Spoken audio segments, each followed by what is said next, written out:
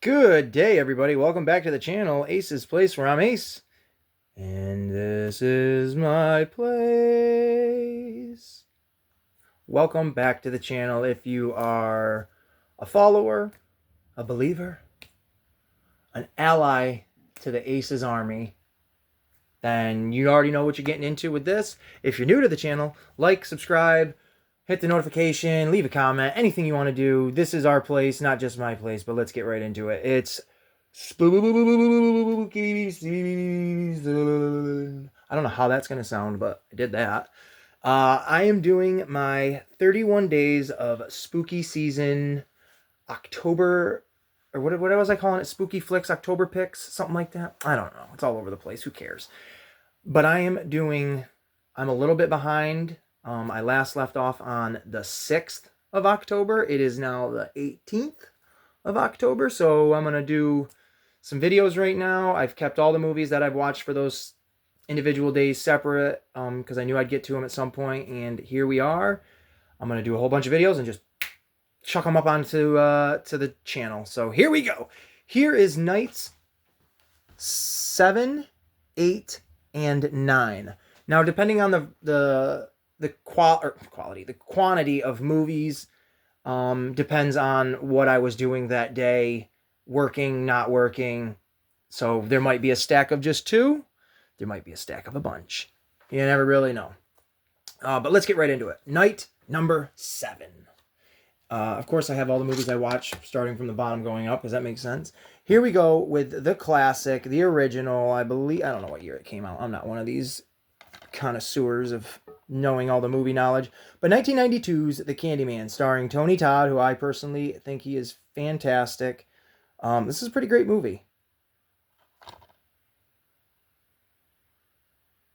We dare you to say his name 5 times. It's pretty good. I mean, the visuals are really good in it. The practical effects are phenomenal. There's a moment right here on the back where you can see his mouth with the bees in it. I don't know how they did that. I don't know if that was a fake animatronic head with the bees pouring out, but man, it's some pretty cool stuff. I mean, it really is. It's freaky, it's creepy, it's scary.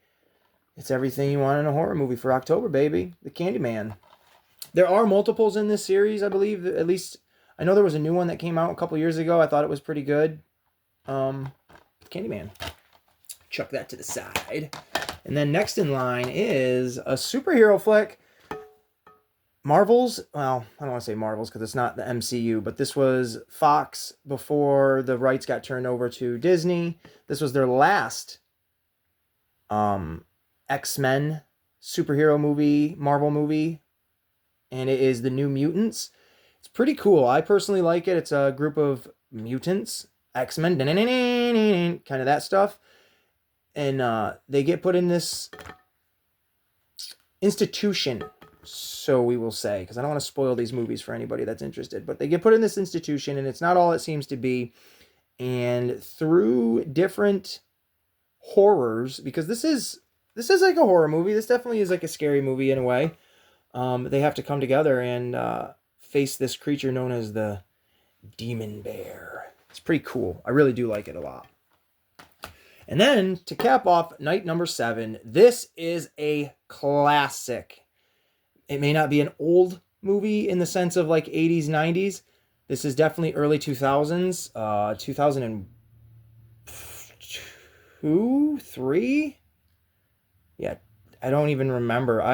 The only thing I remember when I saw this movie for the first time, I'm looking for a date, but I don't see it. I was like 11 or 12, I feel like I was.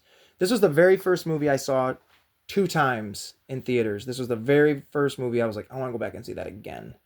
I really enjoyed it. M. Night Shyamalan, Shyamaling-a-ding-dong.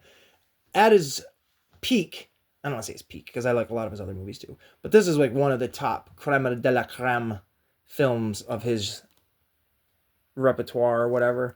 Very good. Mel Gibson, Joaquin Phoenix, Abigail Breslin, and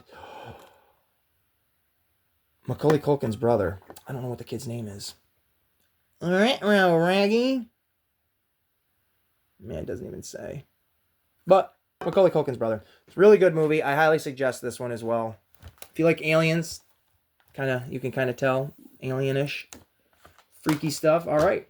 So there is night number 7. Let's get right into night number 8. And we're going to flip the script and put everything... Yeah, well, we'll just do it like this. There it is. The Hills Have Eyes. Unrated. This movie is definitely not for everybody. I do not recommend it. In case you just like an average horror movie, this is not it for you. This is overkill, above and beyond, not for the weak at heart. Ooh, definitely for people that are into the gore. This is a brutal flick. People just traveling through Nevada, like the Nevada deserts or something like that. Midwest. And they just get, how else to say it, abducted by these mutants. And not like the ones from the New Mutants, but these mutants from radioactive activity kind of abduct them. And it's a hell of a ride. Again, it's not for everybody. I personally like it because it does take it to that step further, but that doesn't mean I think it's a great movie. I want to emphasize that. All right, let's get right into it. We're just going to set these right to the side. The next one up is Silence of the Lambs. Jodie Foster, Anthony Hopkins, Scott Glenn. This is a really good movie. All about a detective who is looking for a serial killer who keeps abducting people and murdering them and doing other horrible things to them. I believe this is like the very first one in like the Hannibal series. I know there's like Red Dragon. I believe there's Hannibal. Then this was the Silence of the Lambs. This is what got Anthony Hopkins on the radar for, I believe, horror movies, in my opinion. This came out when I was very little. This is a good movie as well. 1991. Yeah, I was 1 year old when this came out. And I eventually watched it on VHS and all that jazz. This I do recommend. This isn't crazy overkill, but I do recommend it. It's a good psychological thriller, and yeah, it's just a good movie. I dig it. Next on the list, Insidious, The Last Key. This is number 3 in the Insidious movies. I believe there's 4 of them. If there's more than that, I do not know. Let me know down in the comments. This movie's pretty freaky. I watched this one, honestly, as background noise, so I don't totally remember all of it. I know there's a little bit of like origin story with the medium lady, and then there's an introduction to like this girl and her dad. Very creepy. I remember watching this for the first time, I don't know, a handful of years ago, and there's a moment where like an entity is like crawling around an object, and it just, atmosphere wise, it was very creepy.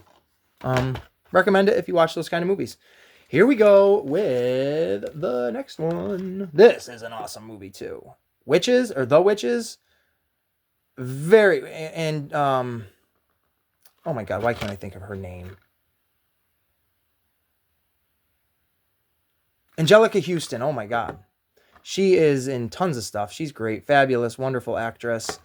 Modern people might recognize her. I believe she was in one of the John Wick movies, maybe the third one? I can't remember. I know she was in one of them. This is a great movie. Jim Henson's puppet work is all over this place. I mean, you can see little mice people up there. This is a fun one for the kids and for the family all together. Highly recommend this for spooky time.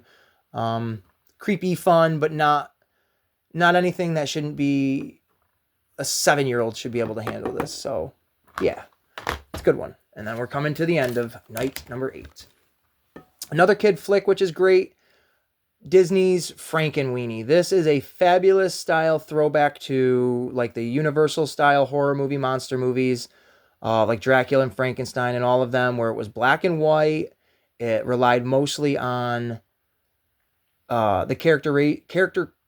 Oh, I'm not even going to try to say the word because I'm not going to be able to. But it relied heavily on the characters telling you the story through their actions, and not being able to see the color really adds an element of freakiness, I guess. I don't know. For this movie in its own, like I have other black and white movies that aren't horror movies, but for this, it feels fun. It gives it a nice element of like, oh, this feels like a throwback. And it's a great Disney, it's a Disney movie, but it's a great kids movie. Very, very fun. It's a little sad in the beginning, but it's got a really good heart and really good story. And now to end night number 8 with another M. Night Shyamalan movie, Devil. A psycho supernatural thriller. Or chiller. I can't read. This movie, I personally really dig it because it's so small, it's so personal. Or not personal, personable. And so easy to follow and simple, and it's very good. It's about a handful of people, 5 or 6 of them, I can't recall exactly. Most of them are very recognizable. They get trapped in an elevator, and one out of them is the devil. You don't know which one, obviously, till like the very end, but all of them have to reap what they have sowed at one point or other, and the devil will come for you. I really like this movie. I like the idea of this movie. I'd love to see another movie like this in this universe by M. Night Shyamalan.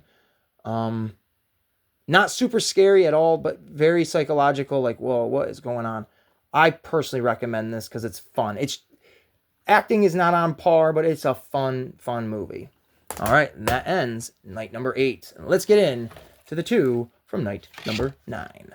First one on the ballot is Rob Zombie well, it doesn't say presents, but I'm going to say that like that. Rob Zombie presents 31.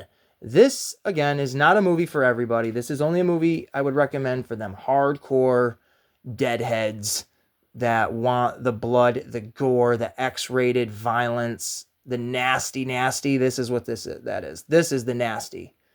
Volatile, disgusting, fun. A kind of a thrill ride at times. Definitely not Rob Zombie's best movie. I would definitely say this is not his best. This is a bizarre one. I've heard a lot of different things on his movies, the way he's filmed them and stuff, but this one in particular, I guess he filmed it all with like a hand camera, and you can definitely tell it's a shaky movie. It's weird because it feels kind of like a jambalaya stew, but you can follow it. It's fun in that sense of like, oh my God, this is like a crazy roller coaster. But it definitely has its moments where I'm like, okay, this might be a bit too much. I recommend it only to those, again, deadhead, gore heads, psycho heads, doom heads. That's a little Easter egg to this movie specifically because some of these characters are called that. But to you, this is for you. This is your movie, 31, Rob Zombie. And then to end it, right here, The Thing. And no, this isn't like the 1930s, 40s movie, The Thing.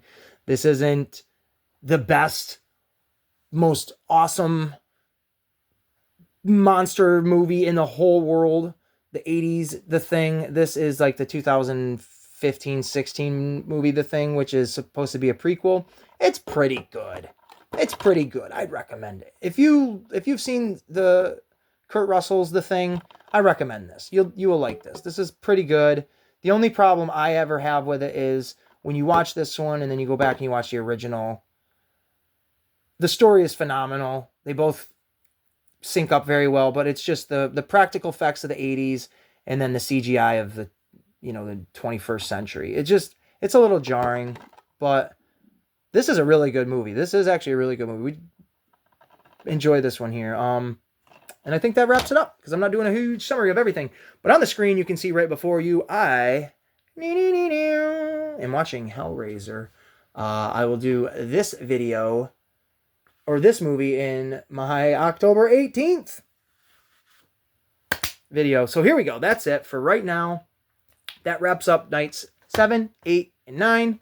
I hope you guys have enjoyed. If you did, please leave a comment down below and let me know what it was you enjoyed. Have you seen any of these movies? Like, subscribe, and we will see you guys in nights 10, 11, and 12. Later.